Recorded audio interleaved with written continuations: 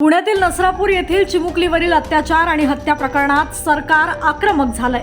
या प्रकरणातील आरोपीला फाशीची शिक्षा दिल्याशिवाय सरकार स्वस्थ बसणार नाही, असं उपमुख्यमंत्री एकनाथ शिंदे यांनी स्पष्ट केलंय।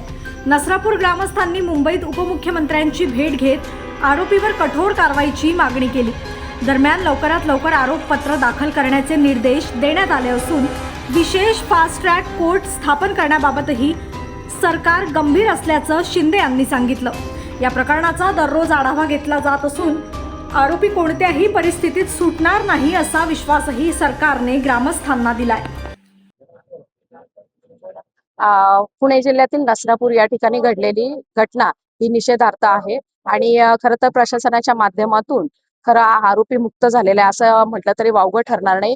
कारण जर एखादी व्यक्ती बलात्काराच्या आरोपामध्ये जर जेलमध्ये असेल आणि ती पॅरलवर सुटत असेल म्हणजे कुठेतरी प्रशासनाने त्याच्यावरती गुन्हे दाखल करत असताना कमी जास्तपणा केलेला आहे, म्हणून ही विकृती समाजामध्ये निर्माण झालेली आहे।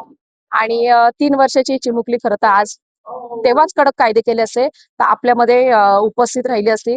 आणि आज समाज माध्यमात विकृती इतकीच वाईट पद्धतीने होते, म्हणजे 75 वर्षाची आजी पण सुरक्षित नाही आणि लहान बालक पण सुरक्षित नाहीये।